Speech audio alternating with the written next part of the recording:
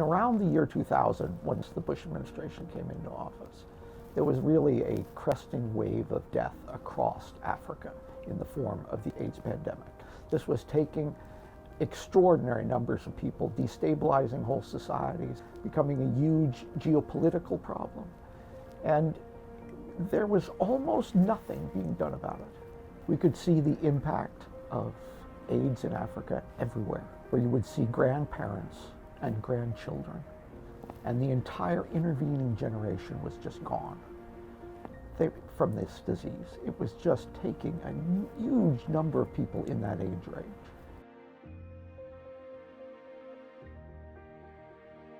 When you look at the roots of the response, there was a lot of activism around this issue from people like Bono, who became very popular in talking about these issues. But there wasn't much government action. I remember talking to the Deputy Chief of Staff, Josh Bolton, at the time, and saying, what America is doing here is pathetic. But there were advocacy groups that were really pushing for this. And there was just the reality that the price of AIDS drugs was significantly decreased over time. People in the faith community were some of the strongest advocates for America doing something on this issue. And it created a kind of strange bedfellows coalition. There were conservative Christians who were pushing on this issue, and there were more traditionally liberal human rights and global health groups that were pushing on this issue. And the fact that they came together to talk about PEPFAR was really a huge coup.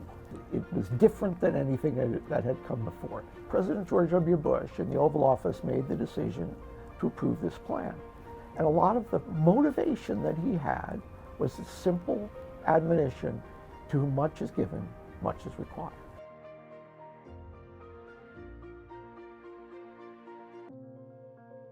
There are a lot of ways to measure the impact of PEPFAR. There's the impact on individual lives. I mean, I saw people come back from the brink of death with these AIDS drugs, which really were miraculous, in what was called the Lazarus effect.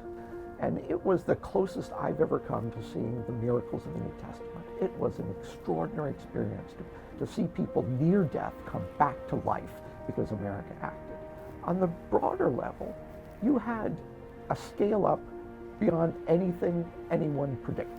We went from 50,000 people on treatment in 2003 to more than 17 million people on treatment. Those are some of the greatest gains in the history of public health in the fastest amount of time. So that is also another measure of the success of PEPFAR, the scale of it.